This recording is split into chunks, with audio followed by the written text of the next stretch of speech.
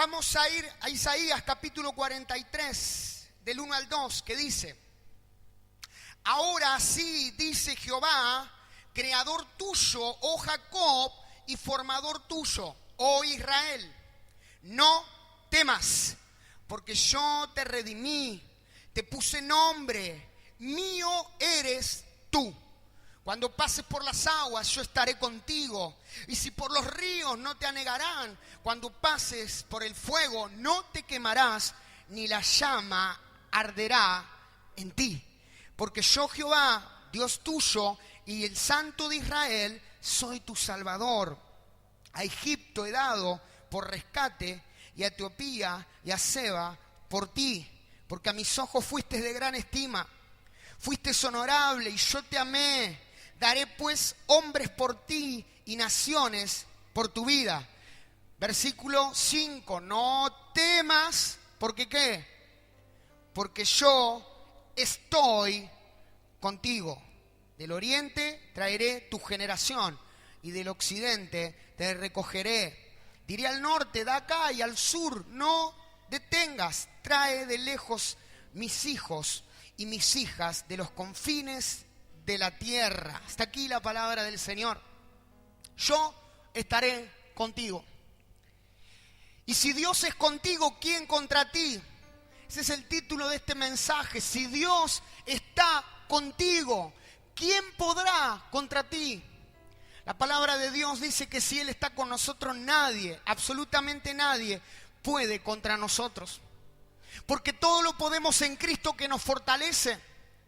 Porque pueden venir tribulación, puede venir angustia, puede venir debilidad, puede venir tormentas, pueden venir desiertos. Pero cuando sabemos y tenemos la certeza de que Dios está con nosotros, podemos seguir adelante.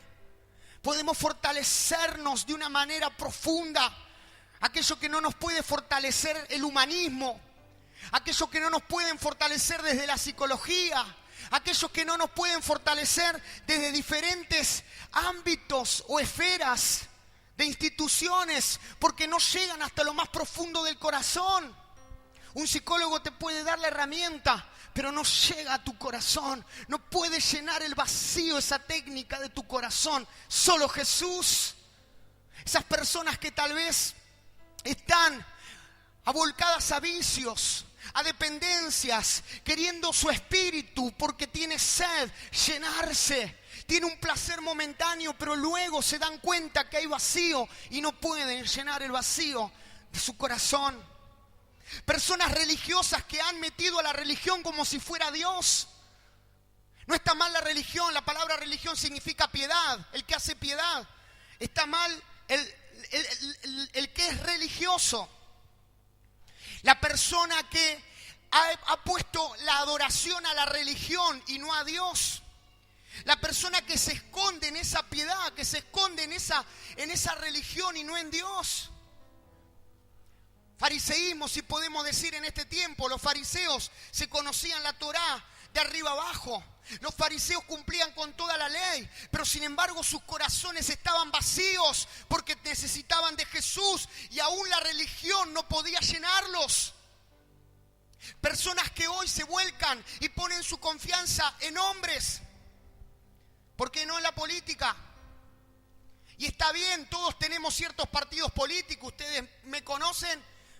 Y uno, por supuesto, como dijo el príncipe de los predicadores, Spurgeon, no me rebajaría a ser rey de Inglaterra siendo predicador del Evangelio. Y ni loco utilizaría un púlpito para poder hacer apología de cierto partido político. Pero por supuesto que todos tenemos en la libertad de conciencia saber de qué partido o ser partidario y orar y bendecir a las autoridades. El problema no es eso, el problema es cuando vos dependés de la política, cuando tu esperanza está puesta en ese tipo de ideología y no en Jesucristo. El problema es cuando tu fe y tu esperanza está puesta en hombres y los hombres van a fallar y los hombres van a caer y los hombres van a cambiar, pero el único que permanece para siempre es Jesús. Él es el mismo ayer, hoy y lo será por los siglos de los siglos. Él verdaderamente va a permanecer y te va a dar fortaleza y estará siempre contigo. Pero pasa que muchas veces nuestra fe está mal enfocada. está puesta en hombres. Nuestra expectativa y nuestra fe está puesta sin darnos cuenta muchas veces en diferentes tipos de oficios. Si viene el apóstol o el profeta, si viene tal evangelista, pongo mi expectativa. Pero si tengo que venir a un culto a buscar a Dios y seguramente tal vez no va a estar el pastor, ya mi expectativa decae, porque la fe está puesta en personas. Maldito el hombre que confía en el hombre, más bendito el hombre que confía en Jehová. Es necesario saber que el verdaderamente único que va a estar siempre con nosotros es Dios. Porque Él permanece fiel.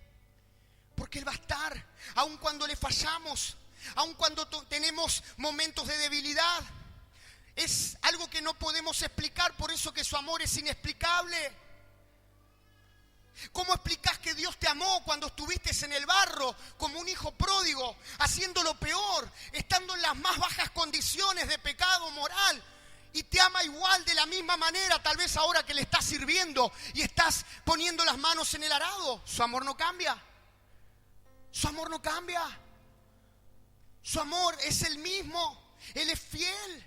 Entonces nuestra fe debe estar puesta en el Señor, para que cuando vengan las tormentas, las dificultades, los desiertos, nuestra fe no se eclipse, nuestra fe no decaiga y sigamos adelante. Para que cuando muchas veces pasemos por procesos en los cuales seamos defraudados. ¿Cuántos han sido defraudados alguna vez? Todos. ¿Cuántos esperaron alguna vez de alguien algo y ese alguien no pudo hacer lo que esperaban? ¿Cuántos se han sentido menospreciados? No han tenido ese valor. Menospreciar es eso, es tener un precio menos de lo que una persona puede hacer y no valorar.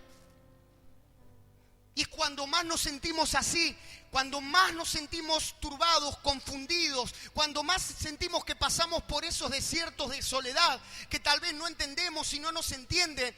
Cuanto más pasa eso, más sabemos que Él es fiel y está con nosotros. Yo estaré contigo. Yo estaré contigo. Y a veces vamos a pasar por momentos de aguas impetuosas. No siempre las aguas van a estar calmas. No siempre las aguas van a estar calmas para que podamos gozar de cierta tranquilidad. A veces las aguas se ponen impetuosas para que Dios saque de nosotros lo mejor.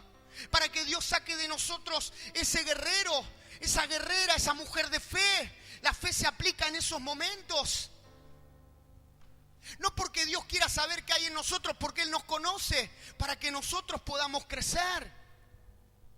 Los capitanes de mayor experiencia la hacen en los mares más turbulentos.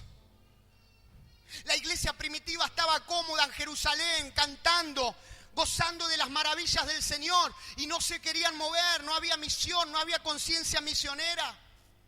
Estaban todos en el patio de Jerusalén cómodos, cantando, alabando, hablando en lenguas, con la visitación del Espíritu, pero no se movían. Había vidas que se estaban muriendo y solamente se habían enfocado adentro, y Dios tuvo que permitir. No quiere decir que sea la voluntad de Dios cuando permite algo, pero lo permite para que nosotros nos sacudamos y empecemos a orar más, y empecemos a ayunar más, y empecemos a buscar más.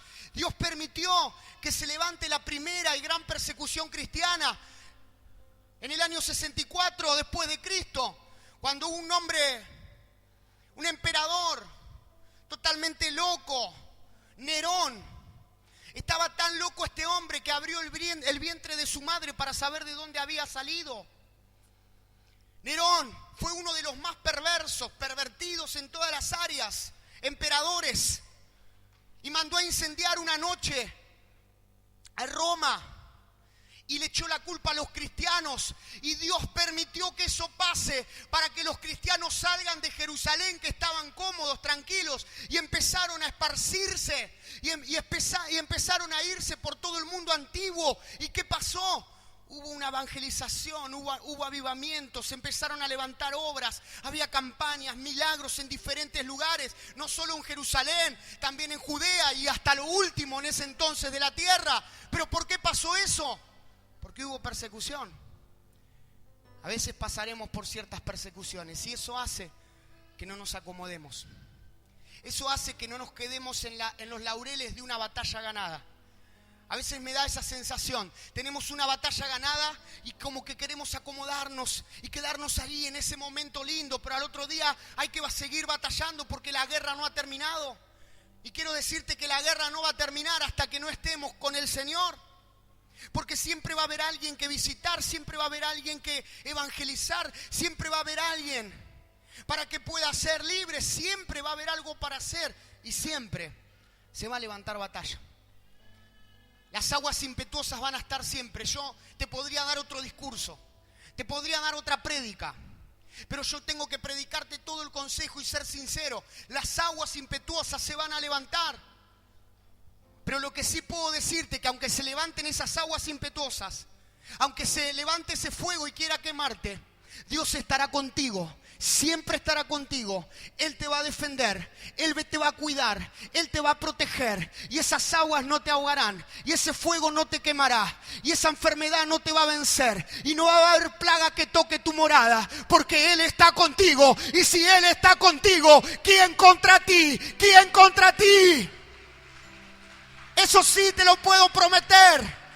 Porque está en la palabra de Dios. Yo estaré contigo. No temas lo que pueda hacerte el hombre. Yo estaré contigo. Esas aguas no te van a ahogar. Y como decía un predicador, un apóstol, el apóstol Pablo Eiro, estoy leyendo religiosamente y al pie de la letra el libro de liderazgo cristiano, para después poder juntarnos y poder hacer resúmenes. Y justamente hablaba acerca de esos ciertos pastores superhéroes o líderes superhéroes, donde la gente le gusta muchas veces tener un pastor superhéroe que camine sobre las aguas. Pero este hombre decía, hay una sencilla razón por la cual Pedro no pudo sostenerse sobre las aguas. Y todos decimos sí, porque no tuvo fe. Sí, pero además de eso, porque el hombre no fue creado para caminar sobre las aguas. Y lo llevaba por otro lado. Y realmente me abrió la cabeza al saber eso. A veces estamos muchas veces presionados por este mundo que solamente tiene que ver con el exitismo que hay, en el cual queremos ver personas que caminen sobre las aguas y a veces vas a tener que nadar. Y a veces vas a sentir que te ahogás, pero el Señor siempre va a estar ahí dándote la mano. Dios siempre va a estar ahí.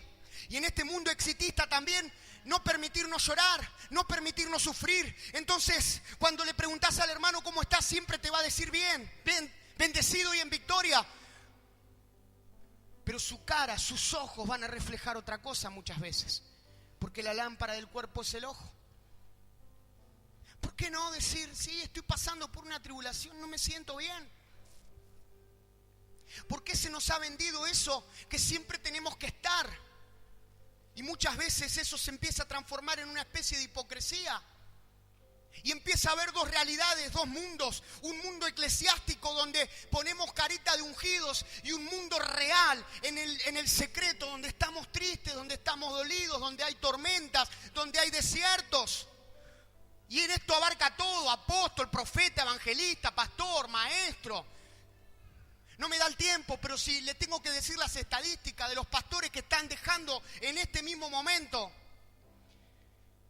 de los líderes que están dejando, porque comenzaron con un deseo, con un anhelo, pero ese anhelo, ese deseo, se convirtió en presión, la presión de siempre estar bien. No, cuando David tuvo que llorar, lloró con todas las fuerzas y se fortaleció en Jehová.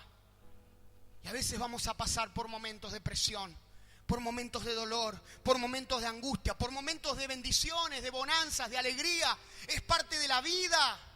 Pero lo más importante es que en todos esos momentos te quede esta palabra sellada en tu corazón. Yo estaré contigo. Yo estaré contigo. Yo no puedo muchas veces imaginar, y no se puede, el amor de Dios. Cómo Él nos ama. Aun cuando le fallamos, aun cuando estuvimos en el barro, el amor del Padre que esperaba todos los días a su Hijo, que estaba comiendo algarrobas, estaba comiendo de los cerdos, su amor no cambió, su amor no cambia. Es por eso que tenemos que tener nuestra fe depositada en Él. Y en principio, número 1, debemos residir. Génesis 26, 3. Principio número 1, Génesis 26, 3. Dice así: habita como forastero en la tierra, en esta tierra, y yo estaré contigo y te bendeciré, porque a ti y a tu descendencia daré todas estas tierras y confirmaré el juramento que hice a Abraham, tu padre, y multiplicaré tu descendencia como las estrellas del cielo y daré a tu descendencia todas estas tierras y todas las naciones de la tierra serán benditas en tu simiente. Está aquí la palabra del Señor. Esa palabra habita en hebreo es residir. Residir no es solo habitar en un lugar, sino que es habitar sabiendo que uno no es de ese lugar. Por eso Jacob tenía que residir, bendecir Gerar, aunque no quería. Y le dijo: no vuelvas a Egipto, no vuelvas atrás, quédate acá, bendecí el lugar, volcá aceite y yo te voy a multiplicar y te voy a bendecir. Y la promesa que le hice a tu padre, la promesa se va a manifestar.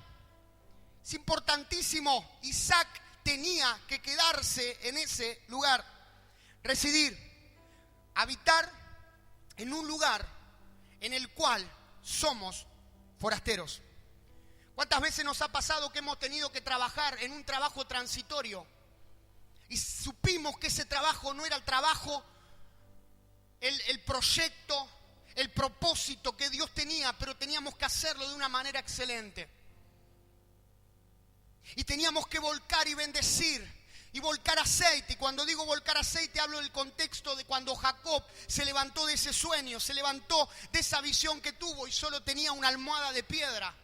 Y no la maldijo, no se quejó, volcó aceite, dio lo que tenía. El aceite era de mucha estima. Y bendijo ese momento porque le creyó a Dios. Entonces, habitar como forastero a veces tiene que ver con que nosotros no somos de esta tierra. Esta es nuestra ciudad, la cual nosotros tenemos que amar y bendecir, pero nosotros no somos de azul. ¿Nosotros de dónde somos? Del cielo. Somos ciudadanos celestiales, estamos como forasteros en esta tierra, porque todo esto va a pasar, pero cuando nosotros tengamos que partir, vamos a tener una eternidad con el Señor, porque el que tiene al Hijo tiene la vida. Esta vida es pasajera, pasa, ¿o no? Aquellos que tienen hijos, ¿cómo van viendo cómo la vida pasa? Yo lo estoy viendo en Victoria y cada vez se va acercando el momento y ya no podemos negociar. Quiere tener novia a los 20, yo le digo 27, 30, hasta ahí. Porque va creciendo y van creciendo y la vida va pasando y te vas dando cuenta que cuando te querés acordar, estás en los últimos momentos ya para partir con el Señor. Pero gloria a Dios por eso, porque sabemos que esta vida es pasajera, pero Dios tiene preparadas moradas en el cielo. Y sabemos que tenemos una eternidad con el Señor si aceptamos a Jesús como Señor y Salvador. Entonces nosotros no somos de esta tierra, nosotros no somos de este mundo, nosotros somos ciudadanos del cielo y tenemos que habitar como forasteros. Por eso muchas veces nos sentimos invadidos por las leyes de este mundo, del sistema del mundo. Todos estamos aquí, ninguno nació en Marte. Pero hay un sistema que se levanta en contra de Dios. Hay leyes que se levantan en contra de Dios. Y nosotros debemos saber que aún en este mundo tenemos que bendecir, que volcar aceite, volcar esos lugares espirituales, volcar en tu familia, amar. Residir significa quedarte en el lugar, valorar el lugar que Dios te dio, espiritual. Valorar a tu familia, ponerle gran precio a tu familia, decirle gracias, Señor. Valorar ese trabajo que tal vez no sea el que estés toda la vida, pero que será un trampolín para ir por otro mejor. Valorar ese sueño, valorar lo que tenés ahora, tener ese contentamiento. Residir tiene que ver con bendecir. Es tiempo de levantarnos y bendecir. Y yo hago un pedido especial. Es tiempo de bendecir Azul. Es tiempo de declarar que Azul es ciudad real. Pero no solo declarar, sino también trabajar para eso. Es tiempo de levantarte y bendecir. La palabra bendecir significa buen decir. Entonces la gente que no conoce al Señor puede hablar mal de Azul, pero nosotros no. Porque Dios nos puso en esta tierra. Dios nos puso en esta ciudad para declarar bendición. ¿Cuántos declaran Azul bendita? ¿Cuántos declaran Azul real? ¿Cuántos declaran que en Azul se van a abrir fuentes de trabajo? ¿Cuántos declaran que en Azul se va a levantar un gran avivamiento? ¿Cuántos declaran que del norte, del sur, del este y del oeste vendrán a buscar la gloria de Dios? No a un templo, a una ciudad que será llamada tierra deseable, tierra de Dios, tierra de bendición. ¿Cuántos declaran que Dios va a levantar hombres y mujeres desde Azul al mundo? ¿Cuántos declaran, cuántos bendicen la tierra, que se va a acabar la miseria y que va a comenzar a levantarse un nuevo tiempo para las próximas generaciones? ¿Cuántos declaran que en el municipio Dios va a levantar hombres y mujeres que sean luz y que verdaderamente den fruto y puedan ser agentes de esperanza para esta ciudad? Hay que declarar, hay que proclamar, pero esto que declaramos después lo tenemos que sostener. Cuando venga alguien y te diga, en Azul está duro, sí, pero Dios está con nosotros y Dios tiene un propósito para Azul. Acá hay hijos de Dios que van a trabajar, que van a esforzarse, que van a ser 10 veces mejores, profesionales que se van a levantar. Los campos serán bendecidos y vamos a trabajar todos juntos para que Azul salga adelante, declarando y bendiciendo. Bendice, bendice, basta de quejas. Basta de quejas. Y si hay personas que no están haciendo las cosas bien, tenemos un Dios que es el juez y es el Dios de justicia. Jehová será nuestra justicia. Pero no permitas, defender tu ciudad. Bendecí a tu ciudad. Amá a tu ciudad. Y así en cada ámbito, valora lo que Dios te dio. Porque en esta sociedad que no valora, ¿saben cuándo valoramos lo que Dios nos dio? ¿Saben cuándo valoramos a las personas que a veces amamos? Cuando ya no están. Cuando ya no están. Como pastor he tenido que estar en muchos velorios. Y en esos velorios que he tenido que estar, no siempre, pero la mayoría, siempre hay un valor de culpa. Quieren valorar cuando esa persona ya no está. Porque en realidad hay un remordimiento y hay culpa de no haber valorado cuando estaba en vida. Valorá. Tenés a tu papá, tenés a tu mamá, tenés a tus hijos. Valoralo, abrazalo ahora. Este es el momento, hoy. Valorá tu iglesia. Valorá el lugar que Dios te dio. Valorá la gente que Dios puso con virtudes y con errores. Porque ahí está la bendición. Isaac necesitó valorar y quedarse y verdaderamente bendecir allí. 2. En segundo lugar, Génesis 31:3 dice, Génesis 31:3, también dijo Jehová a Jacob, vuélvete a la tierra de tus padres y a tu parentela y yo estaré contigo. ¿A qué tenía que volver Jacob? Fue el capítulo anterior a la bendición. En el capítulo 32 vino toda la bendición, vino todo el cambio. ¿A qué tenía que volver? Jacob tenía que ordenar, tenía que solucionar cuentas pendientes. El segundo principio no es solo residir, no es solo habitar en un lugar y volcar bendición, sino es ordenar.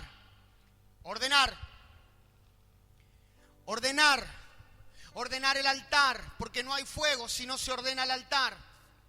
Ordenar en diferentes áreas de tu vida, ordenar tu familia, ordenar prioridades, ordenar. Porque siempre en el desorden se pierden cosas, siempre en el desorden no habita el Señor, no puede manifestar la bendición. La bendición no iba a venir sobre Jacob, sino ordenaba su vida. Y Jacob estaba sumergido en un mundo de mentiras, de engaños, en un mundo en el cual familiarmente estaba desordenado, complicado. Debemos ordenar nuestros tiempos, nuestras prioridades, nuestra vida espiritual, nuestros conceptos, nuestras convicciones. Ordenar. Porque si no viene un tiempo en el cual, si no tenemos cierto orden, espiritualmente hablando y en cada área de nuestras vidas, vamos a hacer agua. Tenemos personas que están muy bien ordenaditos en el servicio, que verdaderamente están trabajando. No estoy hablando de este lugar, estoy hablando a nivel global. Pero en su familia no hay orden. Y Dios tiene que ordenar esa área. Porque cuando esos hijos crezcan, lo que menos van a querer saber es de Dios si fueron descuidados, por ejemplo. Personas que trabajan, sirven al Señor, pero en su trabajo laboral no hay orden. No hay conceptos bien formados. Personas que descuidan las áreas espirituales y es lo más importante de todo. Pero debemos ordenar. Dios te va a dar áreas para que vos ordenes y para que vos seas el pastor de esas áreas, para que vos puedas estar supervisando, velando. La responsabilidad es tuya. La responsabilidad de ordenar mi vida familiar no es de ustedes, no es del apóstol Néstor, no es del apóstol Juancito, es mía como esposo y como papá de mis hijos. Si yo no tengo esa área bien ordenada, si yo no cuido a mi familia, seguramente algo va a pasar. Y no tiene que ver ni con el enemigo, ni con el diablo, ni con la guerra espiritual, ni con el séptimo cielo.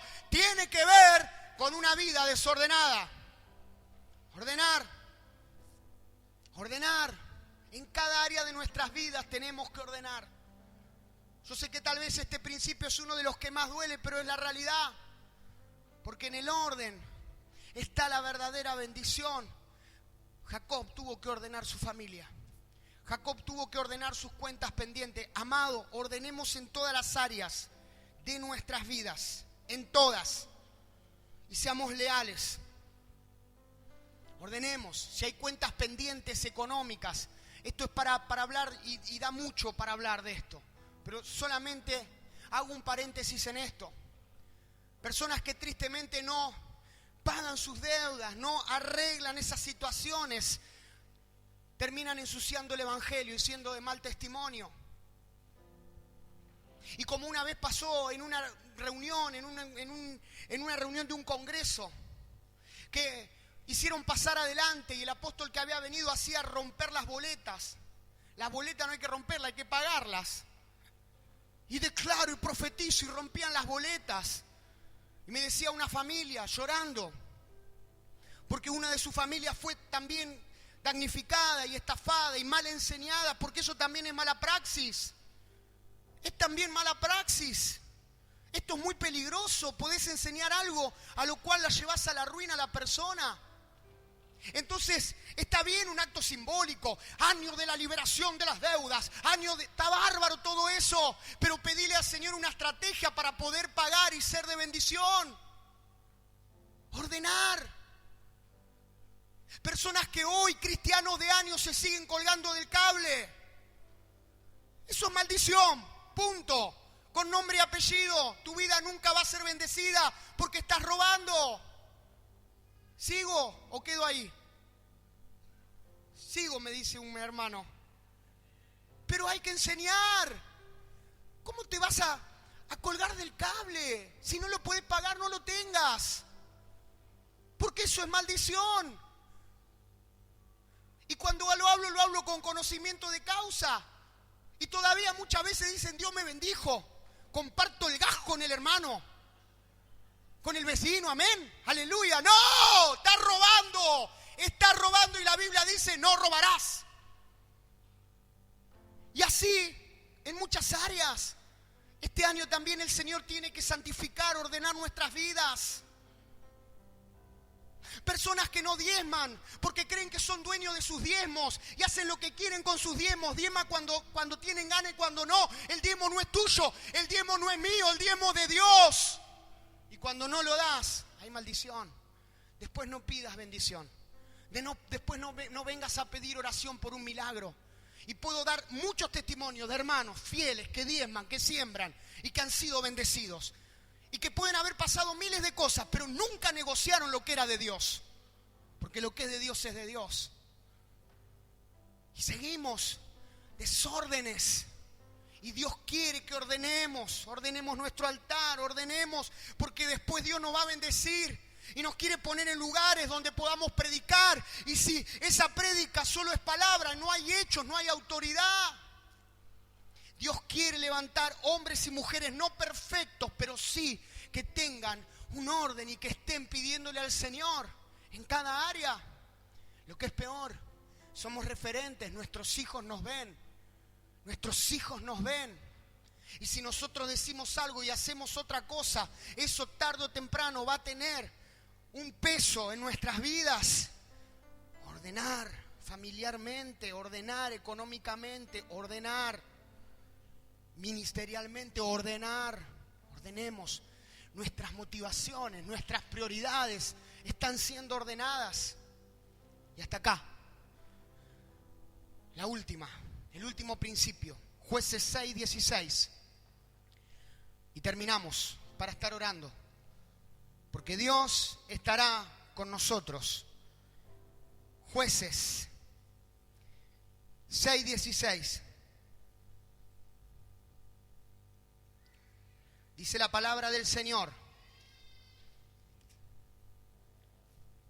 Jehová le dijo, ciertamente yo estaré contigo y derrotarás a los madianitas. Madianita significa pueblo que roba, como a un solo hombre.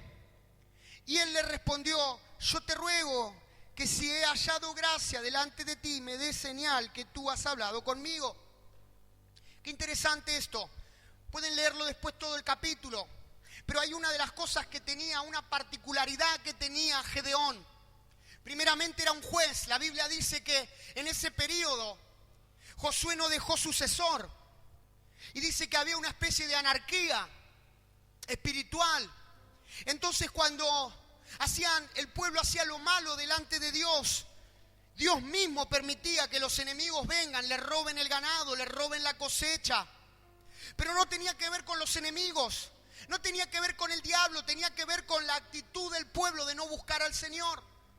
Entonces de vez en cuando Dios levantaba jueces. Los jueces tenían tres cosas: eran jueces, legislaban, tenían leyes, eran guerreros, generales de un ejército, peleaban, y eran líderes espirituales. Entre todos esos jueces Dios levanta a Gedeón. Pero fíjense que en los versículos del capítulo 6 habla de que le dice Dios, tú eres esforzado y valiente. Y Gedeón era un hombre temeroso. ¿En qué quedamos? Si era un hombre temeroso, tenía miedo, Dios le decía que era esforzado y valiente. Hay una palabra allí para la palabra valiente que es juez de sí mismo, introspección, mirarse a sí mismo. ¿Saben por qué? Porque Gedeón no la careteó. Gedeón le dijo al Señor tal como era: Señor, si vos querés usarme, conmigo no cuentes, porque soy temeroso, porque yo no doy con las capacidades. Y Dios le decía, pero tú eres valiente. En otras palabras, Gedeón se estaba viendo internamente. Porque ¿saben qué es lo que quiere Dios en este tiempo? Sinceridad. Dios quiere personas genuinas. Dios quiere personas, yo prefiero 1000 veces las personas genuinas, las personas sinceras, que son aquellas que a veces nos sentamos y me dicen cosas que pasan y no me dan la palmadita de está todo bien. Yo prefiero 1000 veces personas que muchas veces muestran, se exponen en las debilidades, pero están siempre queriendo hacer las cosas bien delante de Dios, reconociendo. Gedeón era uno de esos, no la careteaba. Y si hay algo que la sociedad está cansada es de hipocresía. El Señor quiere que tengamos un corazón sincero delante de Él, que tengamos introspección, que si vamos a juzgarnos podamos juzgar nosotros. Que le podamos decir el día que tengamos errores, sí, tengo error, he errado, te pido perdón, Señor. Pero no solamente con el Señor, volvemos a lo mismo. Se nos han etiquetado de que tenemos que ser superhéroes, que siempre tenemos que estar bendecidos y en victoria. Y a veces cerramos, todos cerramos. ¿Quién de acá puede decir yo no tengo pecado? Todos tenemos pecado, todos fuimos destituidos de la gloria de Dios. La grandeza está en reconocerlo, en confesarlo, en apartarnos y en seguir adelante. Dios quiere un pueblo sincero, que reconozca, que puedas reconocer, que puedas mirarte a vos mismo, que tengamos una mirada introspectiva, que dejemos de mirar al otro. Como dice la palabra, cuando nosotros estamos levantando el dedo por uno, estamos juzgando con esa vara, con esa misma vara que juzgamos, seremos ¿qué? Juzgados. Que dejemos de mirar la paja en el ojo ajeno y miremos la viga que tenemos. Y una vez que saquemos la viga, porque esa era la enseñanza, ir a ayudar al hermano, empezar a mirarnos a nosotros. Cuando tengamos una actitud así, Dios va a bendecir y Dios se va a manifestar de una manera sobrenatural. La introspección, porque es tiempo de mirarnos a nosotros mismos. Es tiempo de ser sinceros. Es tiempo de decirle al Señor: Señor, crea en mí un corazón recto delante de ti. Y cuando haya un error, ¿por qué no decir tuve un error? Cuando haya una actitud fuera de lugar, ¿por qué no pedir perdón y decir tuve una actitud fuera de lugar? Eso vale más que muchísimos congresos de sanidad cuando hay un sentido de reconocimiento. Y dice la palabra de Dios que de esos 32,000 quedaron solo 300. Porque Dios empezó a sacar por una cuestión de que no quería que el pueblo se apropie de esa victoria. Cuando Dios te dé victoria, no te apropies de esa victoria. Decí para la gloria de Dios. Que no sea una frase, que sea una realidad en tu vida. Si te vas a gloriar, gloriate en la cruz de Cristo. ¿Saben por qué a veces Dios corta el chorro de la bendición? Porque cuando nos da un poquito, nos subimos no al caballo, nos subimos al pony. Entonces empezamos a tener una actitud de, sí, porque Dios me usó, sí, porque yo con esta estrategia abro los cielos, sí, porque yo a través de este ministerio. Y Dios dice, no, si no me da la gloria a mí, no, si no me da la gloria a mí, no, si no me das la gloria a mí, no, porque Dios no comparte la gloria con nadie. La única bandera que vamos a levantar desde Pueblo Nuevo no va a ser la bandera de un pastor, de un hombre, de un líder, de un ministerio, de una denominación.